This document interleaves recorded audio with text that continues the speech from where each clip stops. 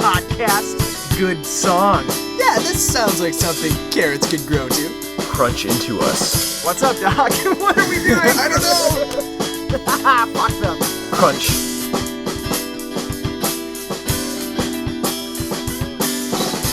I have to do my license plate. Oh, yeah. Yeah. I haven't done that yet. And the DMV, all those jokes that Dane Cook told, you can put this, you can start putting stuff in now. Okay. All those jokes Dane Cook told in Harmful if Swallowed are just so true about DMV being Satan's asshole. Satan's asshole, yep. I used to never think this was true because my experience was always I walk in and I wait however long, whatever, and I walk out.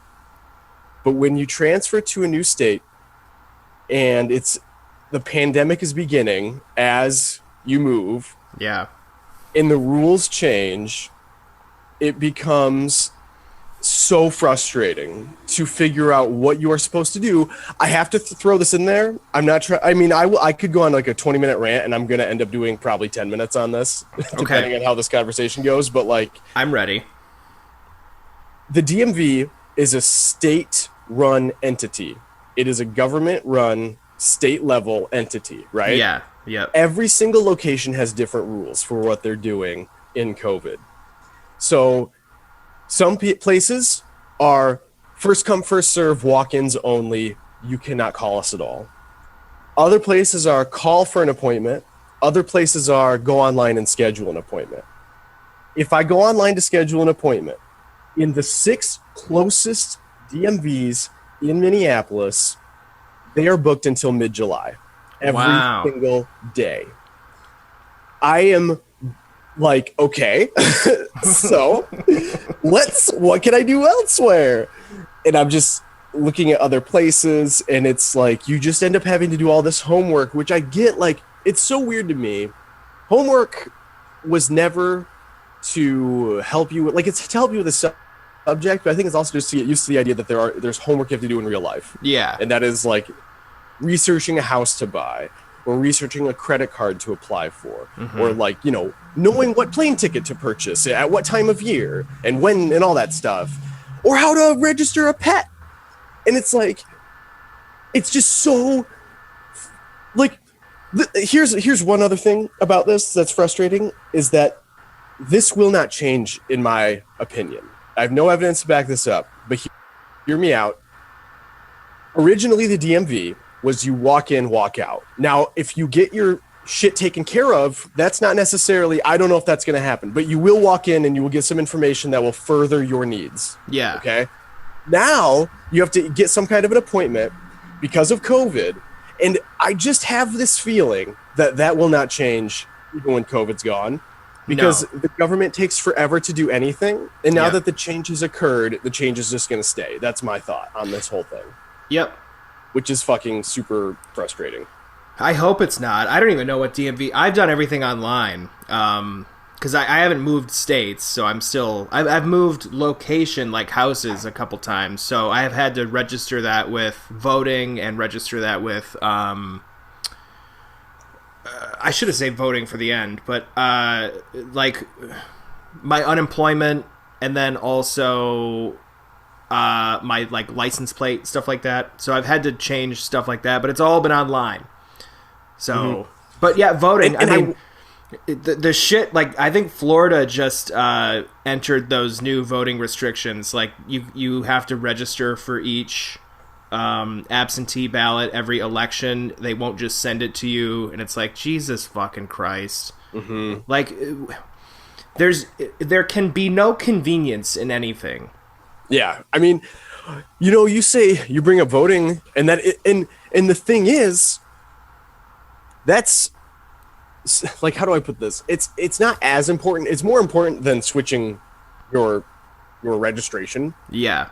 But at the same time, registration is still really important because of the legal ramifications if you're in an accident and it's not registered in your state, right? So it's like, and that's still, I can't do that online, and it has been. Yeah. I've been putting it off this long because of that. And like, I can't even imagine what people who are trying to register to vote would have to, you know, having to go through that every election. Well, it's just it's so funny because like you should make it easy for people to transfer to move to where they're living, because isn't it in your best interest to have, even in census counting, isn't it in everyone's best interest to be honest with these things to make it more convenient? I know. Like, if I move to Minnesota and then I try to register in Minnesota, I'm like, well, this could be a Minnesotan vote, but I can't because of whatever. So now you have to do absentee because the system's so fucked.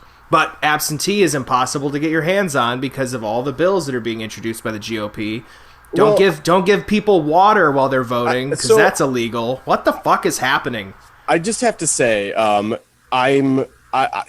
it's weird being so we're in a blue state, so it is easier to vote. Like, just as an example, and I'm not trying to relate this to red versus blue at all. I'm just saying this is more of a DMV versus voting. It was easier to change my address to vote here in Minnesota than it has been to change the registration of my vehicle. And it's so weird to me. And I wonder why that is and what makes that like the reality. I think it's because the DMV is just such an archaic system, and like more attention is paid to voting than the DMV and registration.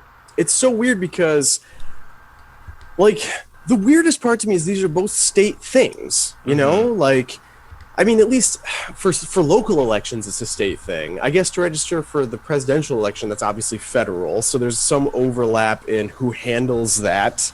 Maybe that's like a federal thing to be registered to vote. Once you're registered to vote, you can just vote in local elections then too. Yeah. Whereas the DMV is local stuff. Like, it's literally in the state. So even though there's a national DMV, like it's literally up to the states, and they have no crisscrossing of documents. They're like a bunch of cops that are trying to solve the Zodiac murder, and they're fucking they won't communicate with each other. And it's not that they won't because they hate each other. They're just like, oh, you mean like there's another county? Like, I guess you should go there and figure it out then. It's like there's no centralized database. What about Vallejo? I know. I'm running for office, and I'm running to improve the DMV experience, to nationalize and centralize the DMV. You're gonna have libertarians against you, Kevin. Less government unless we want it. Oh my gosh. Anyway, welcome to the Kerrit Podcast, everybody. This is episode 82. 9? Is it 90? It might be episode 90. It was 83 or 4. Is it 90 already? No. Yeah, we're up into the. I can check. I can actually. Let me go check really quick. Okay. Beep boop beep boop beep. Type click clack clickety clack. Why did you say all that? Because I stopped typing, so I needed to put. I'm just kidding. Something in there. 89. 89. Okay. Well, 89. That's pretty cool. And this episode is gonna be all about Mortal Kombat. I'm gonna jump right in after that rant. I don't want to lose any time. That was your Mark Maron rant. Yeah. Yep. Let's jump into Mortal Kombat. This is the. Yeah. Spoiler filled. Absolutely. I'm so excited. So, why don't you begin? I began the last episode. Yeah. Spoiler alert, I loved it. I thought it was terrible for 25 minutes because I was drunk and I was thinking like, this is absolutely ridiculous. Yeah. Ridiculous. That all went in the bonus episode. That's going up at the time of recording. That's going up tomorrow. So people hopefully heard or watched that. And there's nice little clips of Mortal Kombat and stuff in there.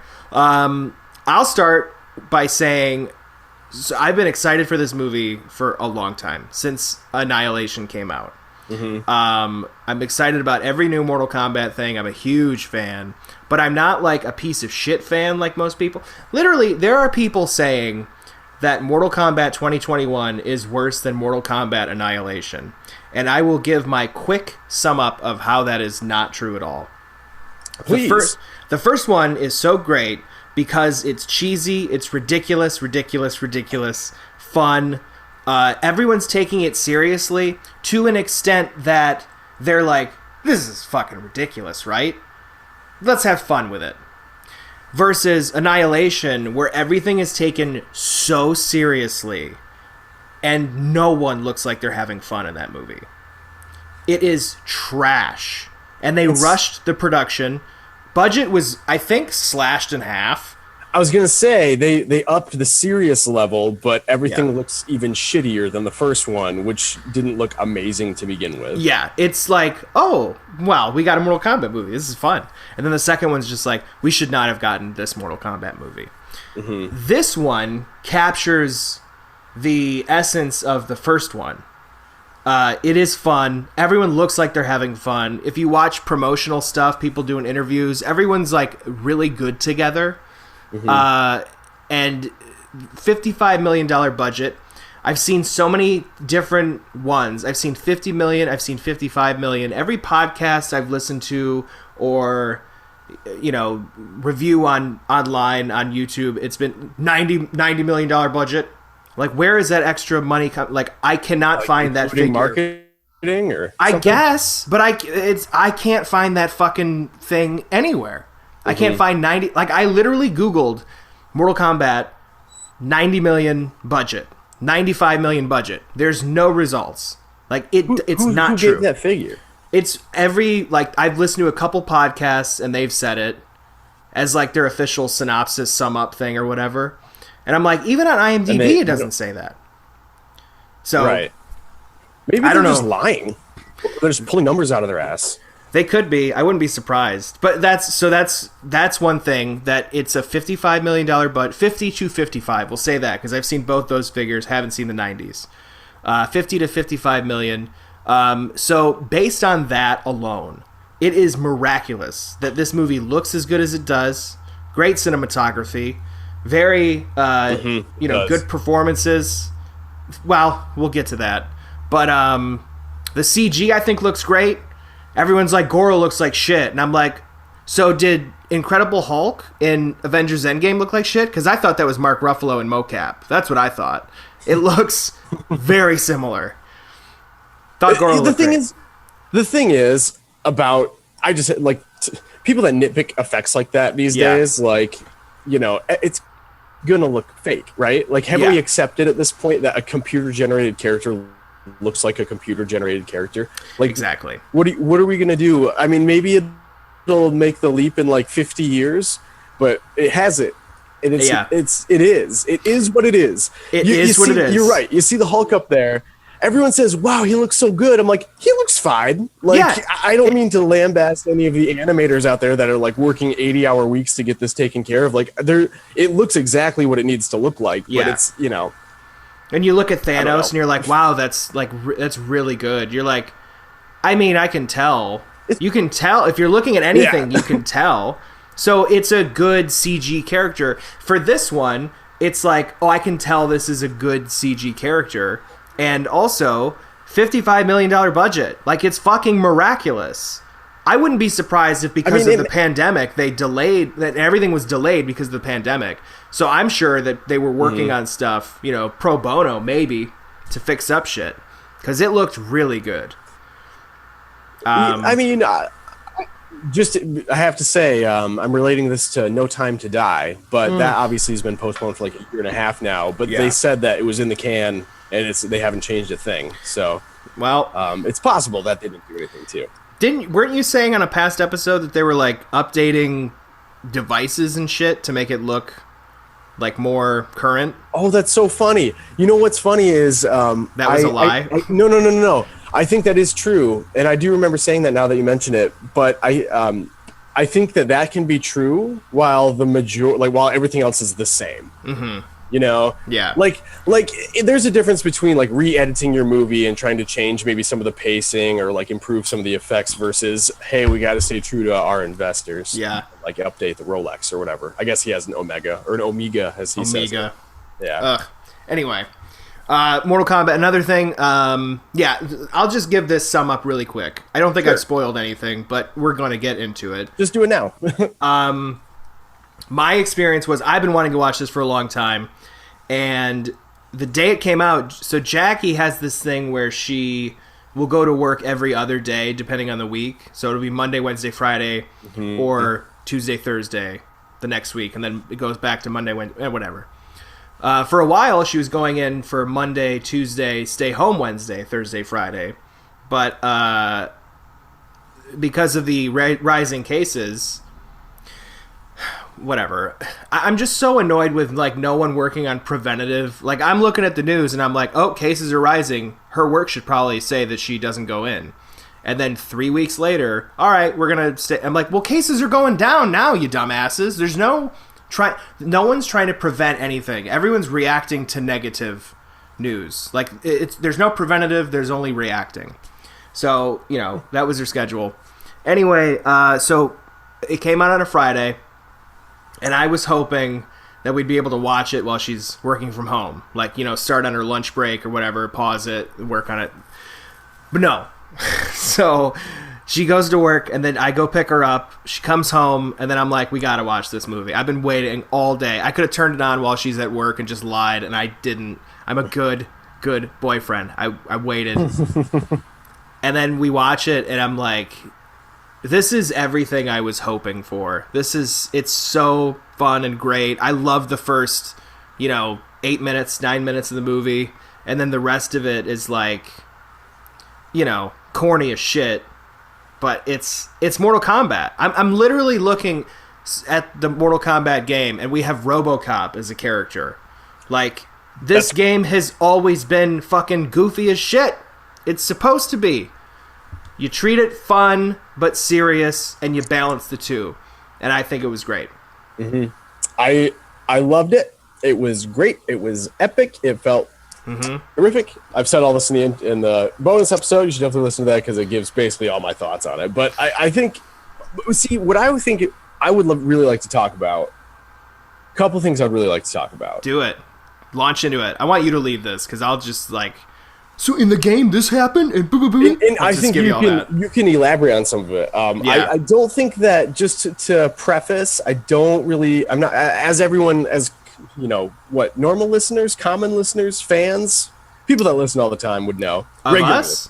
Yeah. Oh, yeah. As regular listeners Carrot cakes would know, as carrot cakes would know, in their in the frosting of knowledge that they've gained from this carrot cakes that has frosting. Yeah, carrot cake. Great. So yeah, in the frosting of knowledge that they've gathered from our opinions on the show, I'm not a stickler for direct adaptation. Yes, so as long as it's good, it's fine. Mm-hmm. I do think that there's space for it in the conversation, though. So certainly, it can be applicable, and it's worth a conversation. Absolutely.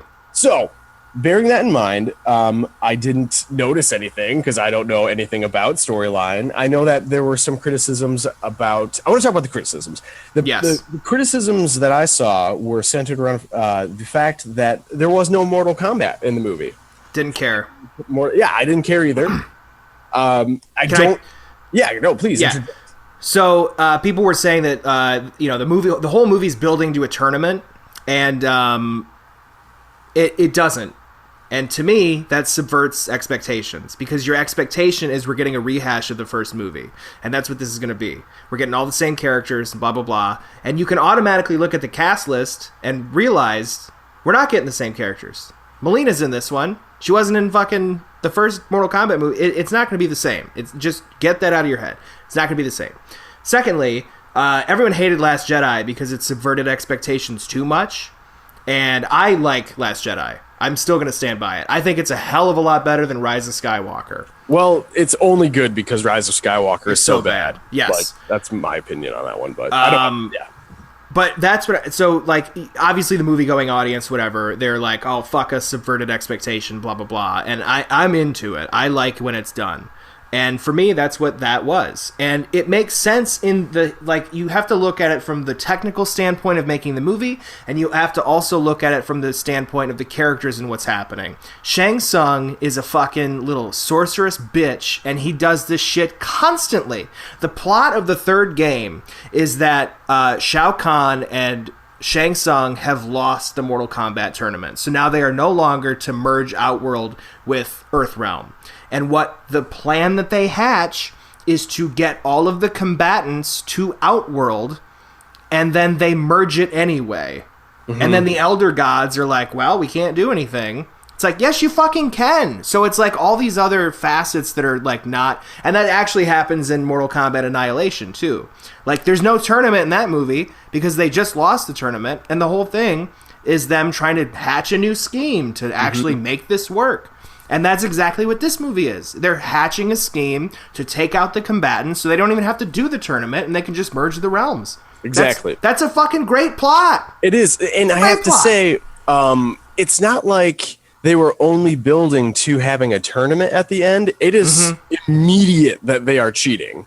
And that is what their plan is. Yeah. It's not like it's, some A plot and then the B plot, or like, there's like the main plot of getting to the tournament. And then while they're at the tournament, they're trying to like cheat. It's like, no, like literally it's established. They are on Earth to gather up any remaining. It's like the one with with Jet Li. Yep. Where they're just trying to eliminate all versions of Jet Li. That's all. They're not trying to do like him fighting himself at the end. That's what it was. I don't know. It's just whatever. I don't know where I'm going with that. It's fine. It's a terrible movie. But this one isn't. This one's not. I genuinely like that. Like I had a problem. See, I think. Sorry, I keep interrupting you, but I think I had a problem with it at first because I was also expecting it to be, a thing. But then you take a step back. Like no one's taking a step back to actually analyze, like what went into making the movie and, all that stuff. And I think it really works when you look at it because this really is Sub-Zero's movie. I mean, Sub-Zero is the villain. There's another negative where people are like, well, Shang Tsung isn't even a bad villain. Like he's not fleshed out or whatever. And I'm like, the whole movie is his antics. It's him. It's his little creation.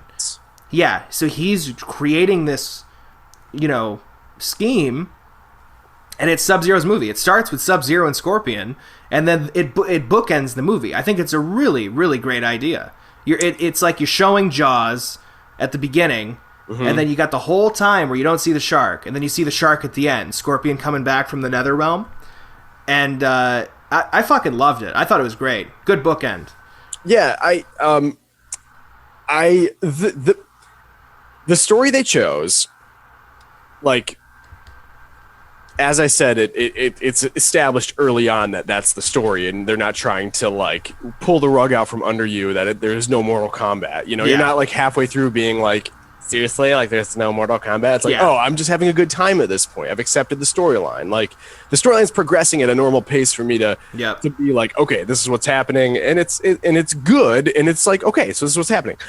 And I just, for me, it had such a.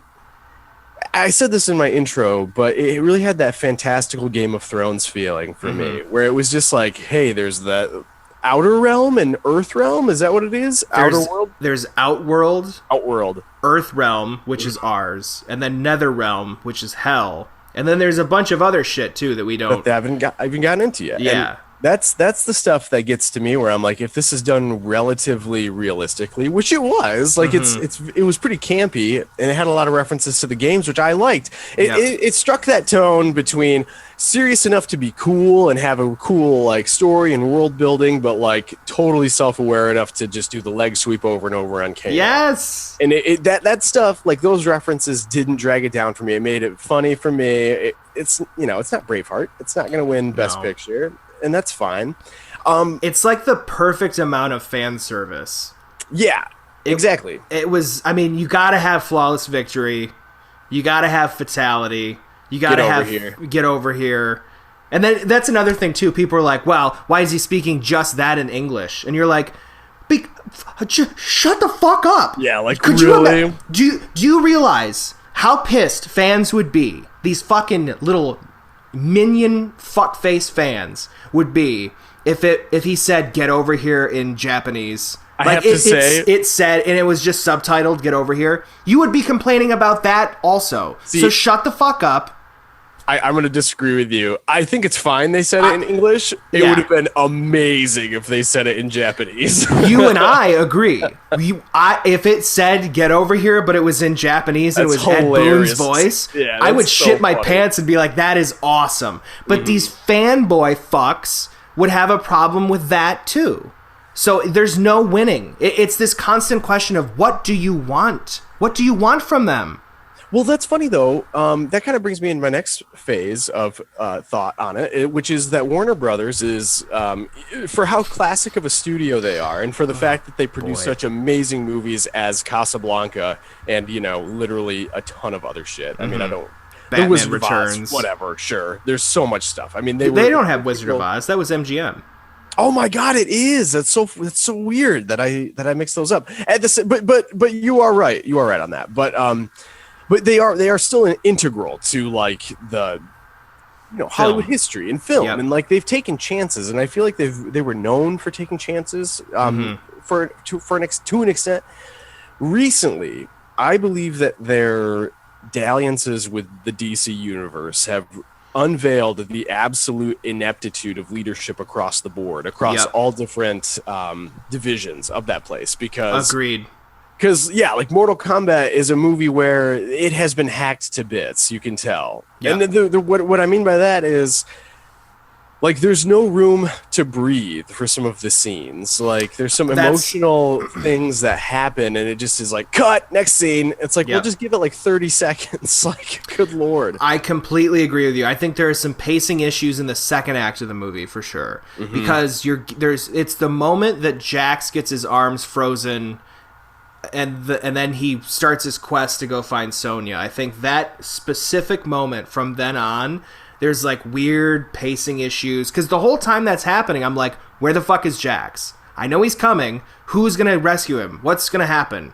Mm-hmm. It's really interesting because I feel like that's also studio shit.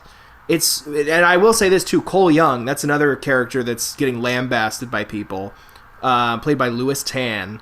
That character was studio mandated. So Warner Brothers is like, okay, we'll give you $55 million. How about more? No, that's it. And then you have to introduce a new character, which I don't have a problem with because the games introduce new characters constantly. Mm-hmm. And of course, every time there's a new character introduced, fans tear them to shreds. It's like, it can't just be 7 people the whole time, you shitbags. Mm-hmm. So I don't have a problem with that on that front, and I think they did a good job with the character with what they did. It's basically the audience learning about Mortal Kombat, and the studio mandated it, so it's basically, if no one's seen Mortal Kombat before or played the game, this is an introduction. Those are the people that are living through Cole. So whatever. I also think it's stupid that the studio mandated this because you know you're going to get shit from fans. Like you already know. They don't know that because they're out of touch. That's your point. Yep. And it's just weird because there are moments where studio interference makes a better movie. Mm-hmm. I think those moments are getting less and less.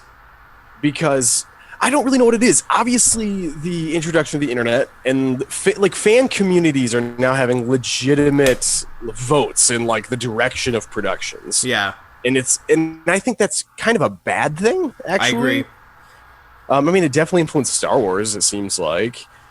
And, it seems like it's influenced, like, Justice League. Yeah, I don't know. These are easy examples, but it's, the imprint is out there. Like, people are aware of fan communities, and there's always fan backlash, and there's always...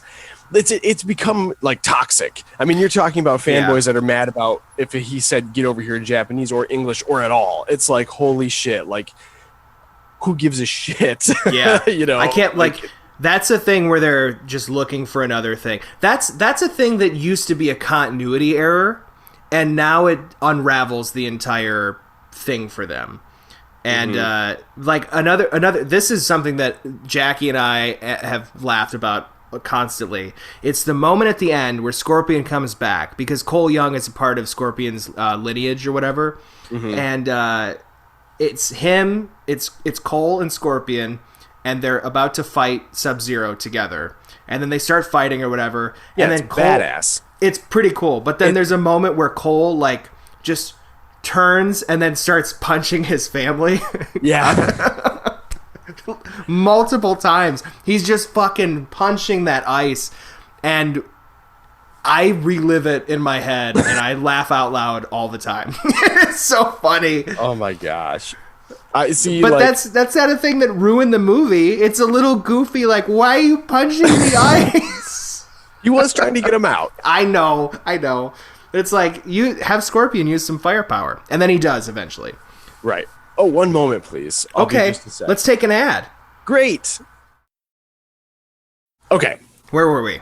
So we were talking about studio interference. We're talking about the toxicity of online fan communities influencing movies negatively. So I just want to say there's like a combination of fan toxicity plus like millionaire/billionaire executives trying to steer a franchise and knowing that it's going to be seen no matter what the product looks like. Yeah. Yep. And there's such a crazy disconnect between both worlds. Because just saying, I got to throw this out there about the fans. There exists a far left, literally the exact opposite of like the Proud Boys. They don't like, I'm not saying they have groups or anything. They're not like marching or whatever, but like they'll look at any tweet and will try to target you and dox you and bring you down. Oh, if yeah. you happen to like make a comparison. I brought this up about Lindsay Ellis, the YouTuber who made a comparison of Raya and the Last Dragon to anime and was specifically talking about like specific plot points.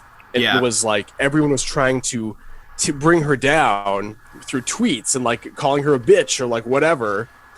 And that's the type of fans that it sounds like are able to lead the direction on some of these movies. Like that's who's somehow listened to because their voice is the loudest. So these millionaire out of touch executives are like, maybe we should do this. I see that that's a thing because of we don't want to look like we're not inclusive or whatever the fuck. I think it goes past. Well, I will say this: Simu Liu. Do you know who that is? He's playing the lead star of Shang-Chi and the Legend of the Ten Rings. I said it correctly. I'm happy. I'm very happy. They're trying to this exact group, this fringe group that you're talking about. They're trying to cancel him for tweets that he had. What did he say? He used the word retarded in a tweet in like 2011, maybe 10 years ago. Sure, a decade ago. Yeah, he shared it and said, "This sounds like a young 27-year-old who didn't know what was up or whatever." Like, basically saying, people grow, people learn, people change. So he shared it willingly, kind of saying, like, I shouldn't have been doing those things. Yes. And, like, it's good to acknowledge it, though. Yes, this was one example. I think he had other tweets or whatever about something else or something. But and they're trying to get him removed from the movie. And it's like, you guys, literally, stop it. I mean, like Taylor Swift, I talk about this with Jackie all the time, but Taylor Swift will release a song or release a new version of an old song or release a bonus track. And then her fans will like destroy or try to like take down, you know, Tom Hiddleston or Jake Gyllenhaal or whoever she was dating at the time. And it's like, this song is from 15 fucking years ago. Either they've buried the hatchet or they haven't. And who cares? It's between them. Like, what are you doing? They're Wyatt adults. Russell had to leave social media because of death threats because of his character in Falcon and the Winter Soldier. Yeah. Did you know that? Yeah, I did. I heard about that. His dad is fucking Kurt Russell. Fucking leave him alone. I mean, his mom's Goldie Hawn. I know. Like, come on. It's I mean, insane. it is. Yeah, like that's another. These are all great examples, actually. Yeah. Like, these communities are not indicative of the greater whole of people who enjoy these things or have, you know, feelings or, you know, an emotional attachment to them. And the problem is, it's so ironic to me that these like fringe conservatives keep using this as evidence of like cancel culture and whatever, and they themselves hate to be lumped in with like, oh, I don't know, insurrectionists. But it's just so funny to be like, well, we hate when that happens to us, and that's what they're doing. Like, it's you're the same fucking people. Yeah, like, you're the same. A very chill, level-headed middle, which I think is the majority of the population. I do too, but I think there's. I will say, I think it's dangerous when you won't accept that supporting a character like Trump and saying you're not racist and saying, well, I like the policies or whatever of the shit, and not acknowledging any of the things surrounding that, then you're just as bad. That's okay. this is getting a little off topic, but I just want to say in that regard, because I see what you're saying, because technically around like a little less than 50% supported Trump in the election. Is that what you're referring to when I say yes, that's what I'm saying. Generally in the middle, everyone's chill. Yeah. So I see what you mean. I have to just point out that they are under a huge propaganda push that is not, so I feel like this comes down to if you talk with them on an individual level, I don't think they say those types of things, and they might you might elicit a different response if you had an actual like conversation. Obviously it's hard to do that, and it's not like you're trying to go out of your way to go to like bumfuck nowhere to knock on someone's door and be like, hey, I'm just curious, like not mad, just curious what you were thinking about this. Yeah, like the black guy that goes to talk to KKK members and they're like, oh, I didn't know that black people were nice. And it's honestly, like, that's a good example. Like that's a great example. It is a good example, but at the same time, I've always known that black people were humans. Do I get some credit? I mean, I mean, like to shop at Amazon. What do you mean? No, it blows my mind that as a society we love to coddle. Like we love to coddle. Like you and I are both from Marne, a very small town, and we have family that is small-minded, and they have not grown out of that, whatever, because they haven't left a fucking 5-mile radius of their town. Mm-hmm. Well, why would you? There's a general store, there's a bar, and a post office. Why would you? There's no black people here. I don't have to worry about it. It blows my mind that as a society we have to keep like coddling these fucking idiots. Like they're idiots. I'm so tired of having to be like, they come from a different background. Like motherfucker, so did I. I got out of it. Come on. Gosh, I have to say too, I really do know what you mean. I know what you mean. I don't want to coddle anybody, and I see what you mean, but I feel like the majority opinion in that regard is that is the best way to reach that population, is to try to very gently inform them that perhaps that might be incorrect thinking. I'm not saying it's good or bad, but I can see why that would be the thought process. I understand. I don't like... I'm thinking about all of those people, and they're so opinionated, just like me and you. We're very opinionated people, but they're opinionated in the opposite direction, where they're so convinced that they're right, but they've never been given the information to actually make a formed opinion. Mm-hmm. It's a wrong opinion based on false facts. They're not facts. That's true. So the fact that you alternative try to facts. Yes. Remember that shit? So the fact that you have to made myself laugh that hard. Oh my god. These are alternative facts. They made that up and they ran with it. That's so funny.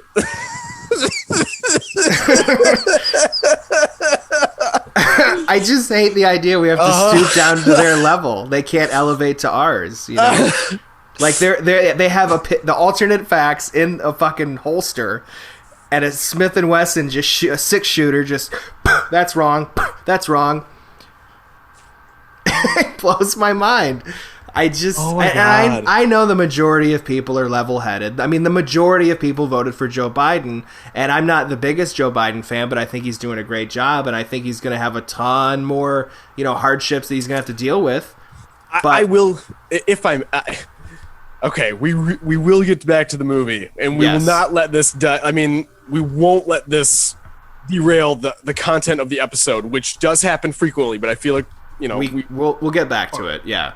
I just have to say in regards to Joe Biden, I do really like what he's doing so far. Mm-hmm. I'm a huge fan, actually. I'm not afraid to admit it. But Agreed. I just think it's so funny. Here's a story that I believe is indicative of why people criticize him and why I think that's stupid. I was listening to NPR a couple weeks ago. Fucking liberal, lefty, hippie. I know, right? Right? Think about it in that context where everyone is talking about it like that. Yeah. And... the show, the most objective news source, that AP, Reuters. It's annoyingly so sometimes. Yeah. It's like, okay, guys, like I get it, you're trying to play both sides, but come on, like that's just. Anyways, this story, they were calling people, or people were calling in, and they were talking about if like, how was Biden doing? Right? Like, what's his job performance like? It had been approaching the 100-day mark at that time. It hadn't hit yet. They're trying to get an idea of what people are thinking. And one of the people called in and said, I don't think he's doing great. I think he could be doing more. The Justice Department launched an investigation into the Minneapolis Police Department, and I don't think that's enough. I don't see why we're not doing more of this. And they're kind of talking about, that's a state, right? Not a federal. Okay, so the two things. So the Justice Department did launch an investigation into the Minneapolis Police Department, and that is legal. I mean, it is federal versus state, but that just means that the MPD should be like have their balls clenched a little bit because there's like the power of the feds behind them now, behind this investigation. I didn't realize it was a federal investigation. I thought it was like the Justice Department, because we keep seeing that in Michigan where it's like the Lansing Capitol, just do shit against Whitmer, and you're like, what in the fuck is happening? See, that's actually kind of a good example, which is that so they're complaining about how this is not enough, and I'm sitting there driving, and I'm like, that is an amazing step to take. You can't do it all at once. It's at ground zero of national protesting movement, a new civil rights movement, and you got to start somewhere. And it's you can't just launch investigations into like 20 major cities at the exact same time. Like that's just not how politics works. Not 2 weeks later, the Justice Department launches another investigation into the city where Breonna Taylor was killed. I forget. It's in Kentucky. Ohio? Oh, Kentucky. I forget which city it was offhand, but they launched an investigation into that police department as well, which to me lends credence to it. Kind of validates how I was feeling, which is that everything takes time. Everything takes you got to take steps, baby steps with something like this. And I just feel like there's going to be more of that to come. Yep. So yeah, I heard that and I was really mad because I was like, you aren't looking at the bigger picture, caller. Like how are you not looking at the bigger picture here? You're an adult and you're not thinking to yourself, maybe this is just a step. I don't know. Yeah. It took a while to buy my house, assuming they have a house. It took a while to get an apartment. You got to research an apartment, you got to look in the area. You got to look at the property value. It took a while to buy my phone. I mean, it takes a while to get it activated. It takes a while to get a dog. You go to the pound and you're like, I'm spending time with this dog. I don't think I like it. I got to schedule time to visit this dog. Oh, that dog was taken. And all of a sudden it's a month later. We're talking about the federal government investigating a fucking police department. Like this shit takes time. And so it's just like, it's similar. It's similar to like the influx of migrants at the border, because that was like a big deal where people are like, well, Biden's still putting kids in cages, and you're like, I don't agree with that. I mean, also we are in a pandemic, and there's literally no, Mexico is not doing anything about it. I mean, people are basically escaping there because of the pandemic as well. Like, you have gangs and the pandemic that you're trying to get away from, so it's like you have to set up testing facilities, and there's so much that goes into this. It's not a black and white issue. It's so much gray area, and it immediately just becomes a soundbite where it's like, kids in cages, no. Well, not to mention, Jesus fucking Christ. There was a lack of paperwork for thousands of families. Yep. And so no one knew who the fuck belonged to who, or who was whose family. Yeah, so it takes so long to untangle that stuff. They're undocumented, like, children as well. So it's like you need, just give them away to somebody who could or could not have some affiliation with a fucking, gang. Or you can vet everything properly, and we can go through the proper channels. Like, just watching, I can't remember her name. She's the redhead. She does the press meetings every day. Jen Psaki. Watching her have to deal with fuckface reporters every day asking the dumbest, why are you asking this question? This question was answered 3 weeks ago in an article. Did you write it? You didn't even read who wrote it? Like, what are you doing? So, the media has not yet adjusted to how they should be asking questions or what content they should be putting out, because they're so addicted to having just the newest, craziest bullshit. Exactly. And what they need to do is follow I mean, I don't even know. Like, I'm not saying I know the best. I'm just saying, like, we need to get reporters to change the conversation. Yeah. Because you have the opportunity to ask like anything, and you end up looking for headlines. And I get that sells, but there's such an incredible resource right there in front of you, like the actual spokesperson for the White House, and you can't like ask anything of value or just like asking the dumbest question. And the thing too, for me, it's really funny because they always say like, you know, news should be objective, and I agree, but also that means you don't spin it. You don't spin it. Like what they're doing, use alternative facts, which are just lies. What they're doing by asking these dumb questions is spinning it. They're intentionally spinning it in front of your eyes. And she has to be like, well, Jesus Christ, I don't know what his favorite kind of oatmeal is. I'm not fucking Biden. I'll talk to him later, okay? I'll talk to him later, and I'll find out if he likes peaches and creams or strawberry and cream. Yeah, I mean, I don't like either of those. I guess peaches and cream if I had to choose. Are we talking about like the packets? Or are we talking like if you made it yourself? Well, I mean, Biden's favorite is, of course, Quaker Oats, just right out of the canister, the big can thing. I'm kidding. I just made that up. Alternative facts! Okay, one more thing, and then we're gonna turn back to the movie. I was listening to NPR again, and they were playing Wait, Wait, Don't Tell Me, terrific game show on the weekends. And everyone, this was after the speech that Biden gave on his 100th day, and the comedians were all talking about how boring it was.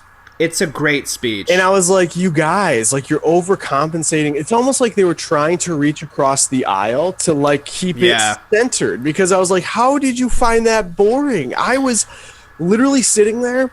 It was amazing. I was sitting there watching with a couple beers like an adult, watching the president talk about real issues. And it made me feel good. And I was like, this is awesome. He's talking about real stuff. And then to hear, like, you know, comedians I listen to all the time on that show just be like, oh, I put it on so I could get put to sleep. I'm like, what are you talking about? Like, they're like, it's so nice to have a boring president. Like, he's not being boring. He's talking about stuff. Like, come on. This is coming back full circle because this is exactly the mentality that I am against, where they're kowtowing. Oh, sorry, you hate that word. Catering to those dumb fucks in small towns. Like that is, it's that thing where it's just like, well, I make fun of both sides. And it's like, can you choose how you're going to make fun of both sides? Because calling Biden boring at a time where we need this leadership is the worst idea you could possibly have. You're not being a smart, educated person right now because you're like, oh, the speech was boring. It's a fucking good speech. He would do this thing where he would like get quieter and then he would get louder. And I that is so powerful. That is like a very good speech. Like he's a good speech giver. One of the things I have to say really am not. Yeah, I've become a real fan of the fact that he used to stutter. So, well, he still does. But what he does to work his way through that is to repeat what he just said. And he does it like all the time. And I love that because it gives power to the words. It does. He's trying to, like, he happens to be using this technique at times when it needs to be used, like at times where something needs to be emphasized. That's not like, who we are. Yeah, that's not who we are. Exactly. Yeah, you're like, I guess that's not who we are. It makes you. I mean, honestly, it hits you because it feels like he's trying to take more time, like to take the time to emphasize, like, bro, like for the love of God. Like, yeah, it's not the time. It is not the time. I'll tell you this. That means he's letting the speech breathe. And you know what else should have let something breathe? Mortal Kombat. Mortal Kombat. Perfect. We're back into it. When Cole Young, spoilers, is saving his family for the first time from, what's the guy with the four arms? Goro. When he's saving them from Goro, at the very end, he succeeds in the battle. This whole sequence of events is tied in with a couple other fights that are going on. I believe, who is the guy who has the spinning hat blade? Kung Lao. So he's fighting. Cole Young is fighting. I know there's a couple other ones going on. Liu Kang and Cabal, they're having their first fight. Yes. And this is when Kano has destroyed like the stone that allows The fortress, like the shield. Yes, exactly. To be brought down so that Shang Tsung and his team can come in and fuck shit up. Yep. Okay. Now, this is epic because there are a couple battles happening in two different parts of the world that are equally important to the story. Mm-hmm. And I was getting chills because there were times where the camera work, I guess maybe this is the cinematography or the framing, was so like Lord of the Ringsian. Like it just gives you, pulls back and it shows you in slow motion this like crazy thing that's going on. It's epic. It's giving scope to what's happening. Yeah. And I felt there was a good emotional pull by that point in the story. So it was like doubly crazy to me. I'm a huge sucker for father-son or family dynamics. I am too. So to see... That's why Spielberg's your favorite. I mean, he's great. we can do a whole episode on how terrible he's been the last like 12 years, but... Yeah. We've talked about it before. I would love to because he's coming out with West Side Story and... I really am so happy I am not on Facebook anymore. And truly the next phase for me is to completely get out of Reddit as well. That's my only form of social media at the moment. Because people were sucking each other's dicks over the West Side Story trailer. Why? I know. That's what I said. I was like, look, I'm not trying to prejudge anything. If people shit on Rent but are loving West Side Story... Well, Rent was bad, though, wasn't it? The adaptation. What I'm saying is they're both going to be bad. Like, there's no way this is going to be better than Rent. Come on. It's West Side Story. So, I don't know. All I know is... I mean, it's not at the top of my list to see. Normally, a Spielberg movie's at the top of my list to see. I mean, for God's sake, Tenet is not at the top of my list to see anymore. Even though I love Christopher Nolan, it's easily accessible through HBO Max. Something inside me has broken. It takes a lot for me to get excited about something, and West Side Story, like Spielberg's name above that, is not gonna convince me. And so when I see the trailer, I'm like, oh, this is like a normal musical. Yeah, and, that's why I mentioned Rent. Okay, I gotcha. So everyone's comment is like, this actually looks good, and I'm excited for the cinematography and all this stuff. And I'm like, guys, this looks fine. Like, I don't know. I would love to be blown away by it. I just don't think that it looks very good. There was a reason I was talking about all of this. What were we talking about just prior? Spielberg, and then before that, cinematography, the maybe scope. Yeah, I guess... Regardless. Oh, family stuff. Family dynamics, right. Yes. And then you said that's why you love Spielberg. Right. And then you're like, fucking, wah! Yeah, I'm like, by the way, he fucking sucks! you're like, to the moon. Send him! Send him to the moon. Yeah.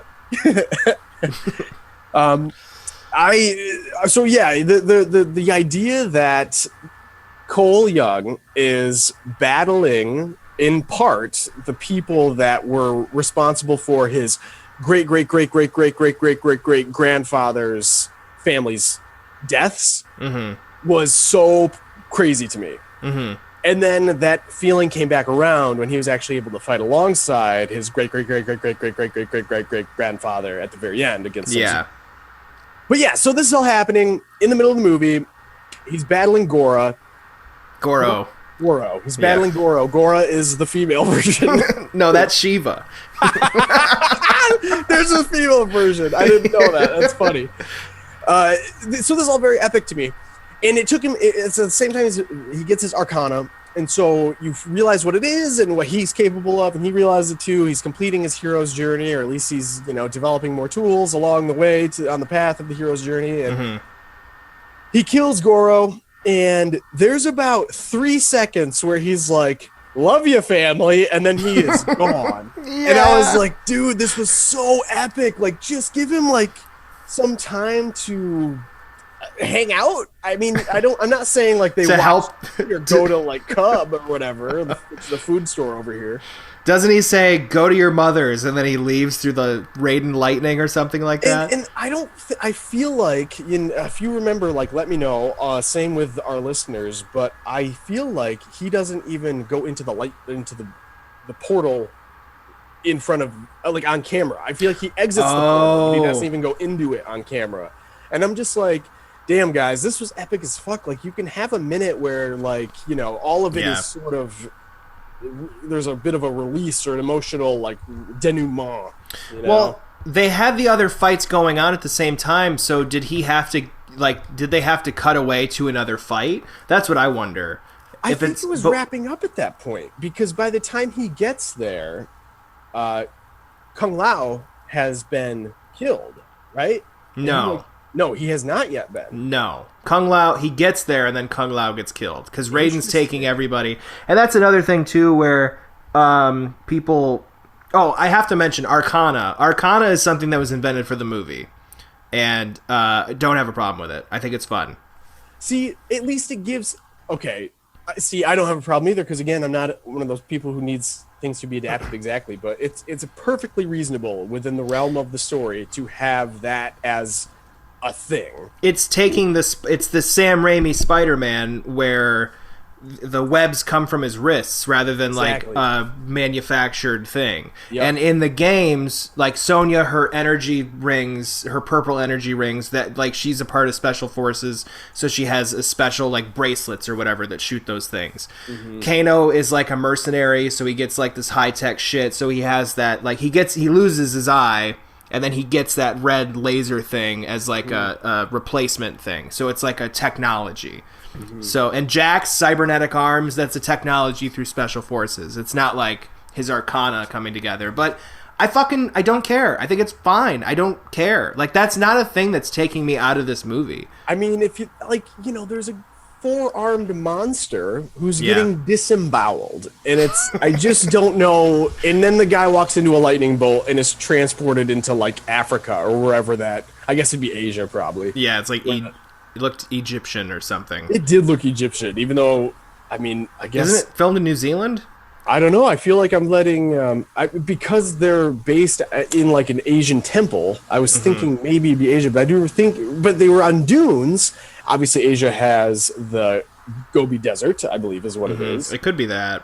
So maybe that is where they are. Anyways, I know Russia is a part of Asia too, so you know whatever. Yeah, wonderful. And then there's Belarus, and you know whatever. It doesn't matter. I mean, it does. It doesn't. Geography matters, kids. Geography, you should know your geography. Don't listen to alternative facts. There's a lot of things out there you should learn. Everything's worth learning. Yep, just just read, assess, and critically think. Yep, and then that's why you'll know that Mortal Kombat was a good movie. Mm-hmm.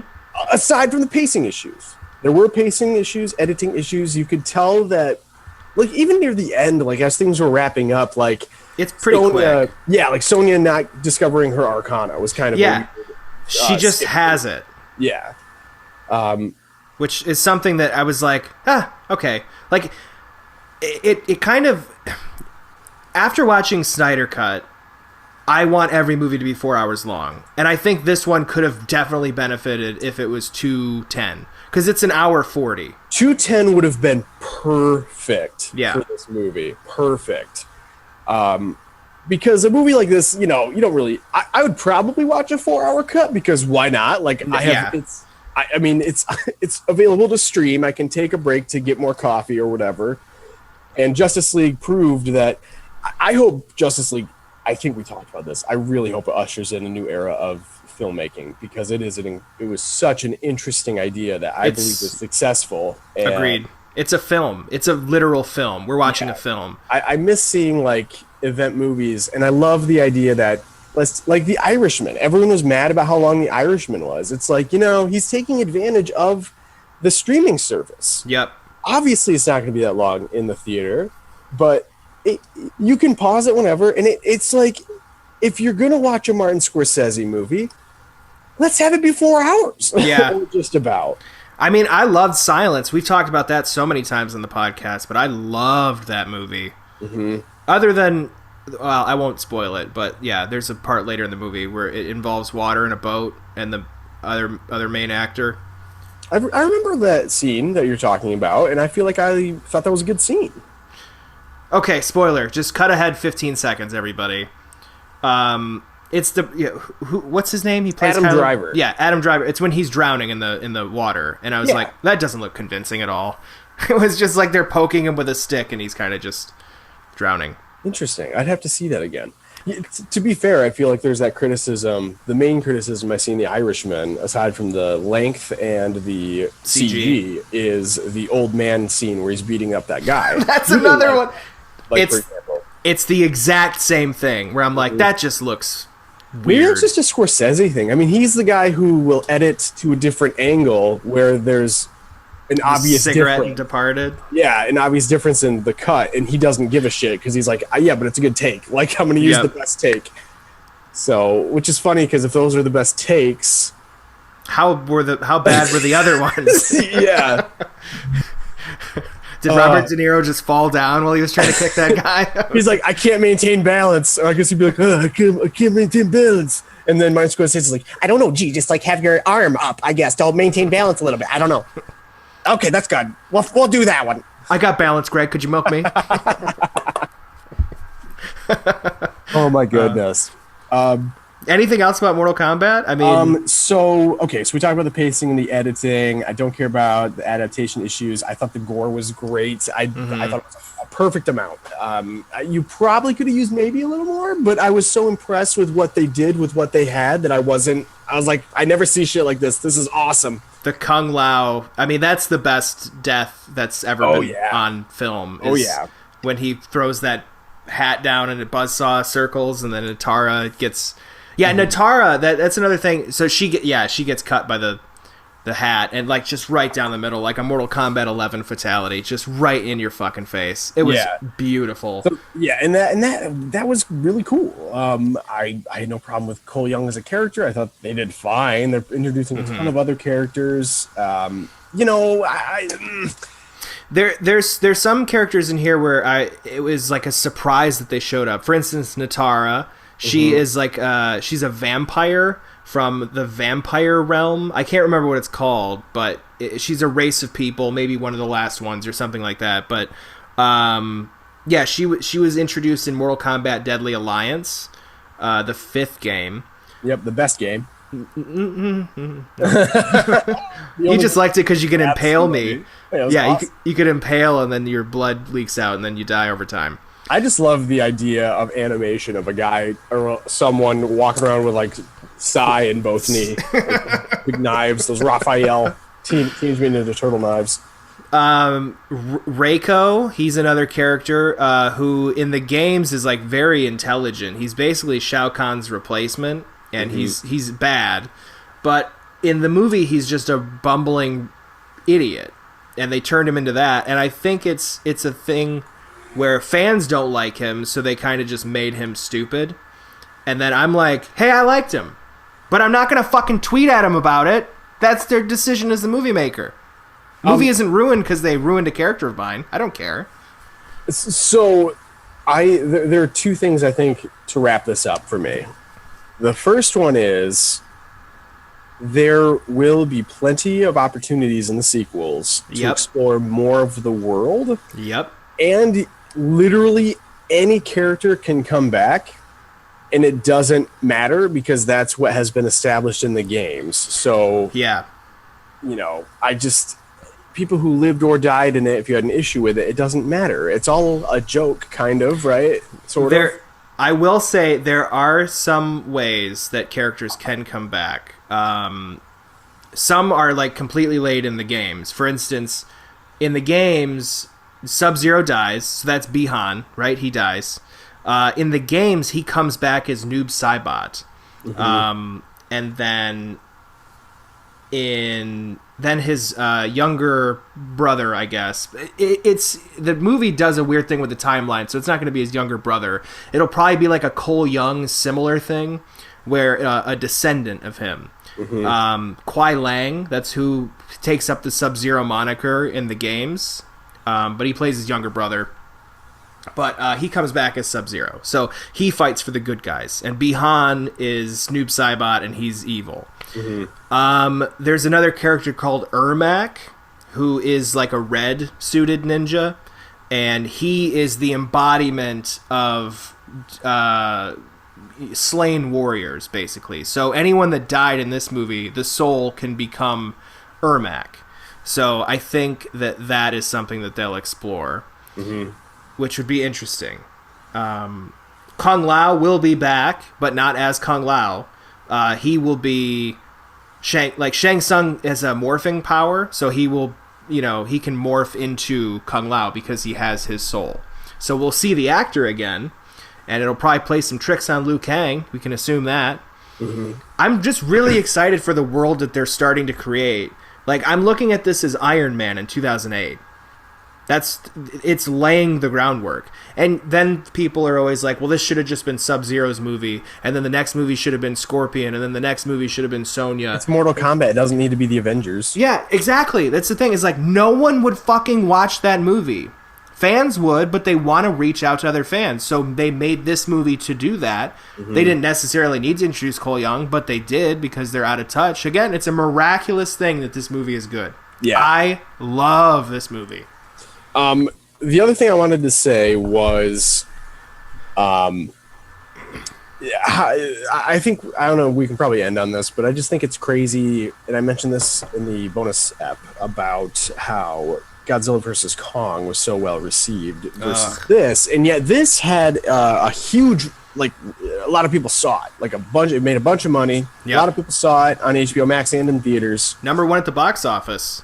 And I know, obviously, it's because there's not that much out there right now, and people are just excited to, be in the theater again. It won its money back. It made a profit. Right, but I just think it's interesting. I don't get how you can... I just don't get how you can criticize this movie and like Godzilla vs. Kong. Yeah. And additionally, I think it's crazy. They're both from Warner Brothers. And it is a beautiful illustration of what I was talking about how they are letting fans influence the movie. Yep. So Godzilla comes out. Gareth Edwards directed this one. Great movie, realistic, shot from the ground with, like, looking up at Godzilla most of the time to give you that person's view. Like, it was terrific. It focuses on the human characters as well. And the thing is, the movie wasn't amazing, I should say. I said it was there's a lot to like about it. It's fine. But part of what I really like in retrospect that makes it better is they tried to make it realistic. And they tried to show, like, a real-world response to a crazy event like that. Yep. And then nobody liked it. Or at least it wasn't super well received. So they're like, let's revise. Godzilla King of the Monsters... a little goofier, a little crazier, still kind of realistic, a little shaky cam, whatever. And then people were like, we can't see any of the action. And they're like, okay, you know what? Actually, I'll stop you there. Kong Skull Island came out before that. That's true. And loved that. Thought that was good. Great. Actually, that's easily the best one after Godzilla. I think. I think it's better. The best one. Yeah, I can see why you'd say that. It's good action. It's a great story. It's building a world, and then it surprises you and links it to Godzilla. Like, you didn't know that was coming. Well, I think it had been established that they were going to create a monster universe at that point. But if you're a layman who's just going to go see a movie and you don't realize there are these connections, you'd be like, oh no, I did not know that. That's because I'd forgotten, to be honest. I really liked that movie. It was much better than I thought it would be. But it was something, maybe it's hard to compare because what I'm focusing on in my comparison is the directing style. And Kong Skull Island was really well done. Like, even like frame-wise, cinematography-wise, what have you. It is about as perfect as you can get for what you're trying to achieve. And yet, Godzilla was, like, amazing. I think Gareth Edwards is terrific for these kinds of movies. But they're tonally different movies. And so what they're trying to achieve is different. What the goal is different. One's like a gritty, real, like, destroying cities type thing, and then one is a 70s exploitation B-movie flick. Right, exactly. So it's hard to compare. And I guess all of this is to say, Warner Brothers saw what worked, saw what didn't work as well as they wanted it to, and just said, all right, we are, for the fourth movie in this whole series, we are doing away with all the stuff nobody likes, amping up everything everyone likes, and that's it. And everyone likes it, even though I didn't. But they didn't. The thing is, I mean, they literally glorify a conspiracy theorist in the movie. Like, that is such a weird plot line, especially after the insurrectionists and QAnon. Like, I don't, and that was such an angle that I couldn't get behind. Millie Bobby Brown's like into this fucking conspiracy theorist, and then it turns out that it's right. It's like you're basically validating all conspiracy theorists now with this plot line. That was and they're just kind of going along for the ride to see this fight or that fight, and it's just whatever. so goofy. It was too so goofy stupid, for me. And it's just so weird. So like, you know, they're gonna take the wrong lessons again, at least in my view. They always do. And obviously, I'm not the end all be all, you know, viewpoint on how movies should be produced. Yeah. But it's just weird because I'm generally so cool with whatever comes out. So to see something and be like, you're learning the wrong lessons, but you're still going to take it in that exact direction, that's unfortunate. Mm-hmm. And same with the DC universe, and same with potentially Mortal Kombat. It makes you wonder where it's going to go. I really hope that the studio lets them do what they want to do, because the fans hate all the things that, like, Cole Young, you know, whatever. And I think it would actually work for the story if he was killed immediately. I think it would work for the story, because then you make room for Johnny Cage, and then you have, you know, Liu Kang and Sonya Blade, like the main actors, and Cole Young's daughter also is a descendant of Scorpion. Fucking bring her in. Maybe she's got the Scorpion fire powers. I think that would be awesome. Mm-hmm. Do something like that, and therefore, you know, she can unleash her arcana, and it can be like a female power story. And you know, everyone shits on the women that are in Mortal Kombat movies, but I think, or games, but I think it's coming around. I mean, some of them are really cool, but I think that would be a great thing. Everyone shits on it. I'm assuming that's people in the gaming community. Yeah, fuck gaming community. Yeah, but fuck them. Why do they shit on them? Because they're fucking, what's that term? Celibate. What is? What's the term? I know what you're talking about. I know what you're talking about. Like skeeves. What is it? It's the incels. That's what it is. They're involuntarily celibates. Yeah, because they're incels. They look at the jiggling, you know, C-cup boobies on the video game, and they're like, "Oh, I wish Scarlet fuck me, but I hate women." It's so strange.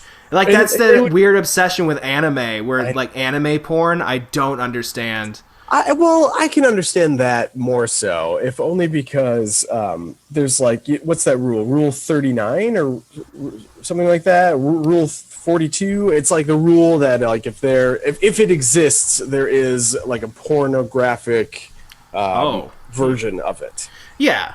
So I get it. It doesn't do anything for me, but I think it's just weird to be like loving that, but also hating female empowerment when it comes to like fighting. All comes back to social media, because they would not act like this in real life. No. But they found a community online where they can hide behind the shield of anonymity, and they can be with like-minded individuals who apparently just want to be dicks. And they're allowed to grow that portion of their mentality. And well, it's because it's unfettered whatever. Yeah. You know? Sorry, my battery's about to die, so I have to move my... That's okay. Actually, I think we should wrap up. I think we have talked about this. I thought it was great. Epic battles, couple issues with pacing, but I appreciate that they really... To me, it felt like they swung for the fences on it. And so even though there were some missteps, ultimately... everything is overshadowed by the fact that it was highly entertaining, and they tried. Agreed. The sequel is going to be, if they let them have full control, if Warner Brothers miraculously lets them have like a Snyder cut full control, then it's going to be great. Because they know what they're doing. James Wan, Simon McCoy, the writers, they know what they're trying to do, like what they tried to do with this one originally, until Warner Brothers was like, put Cole Young in. Yeah. So they're going to be great.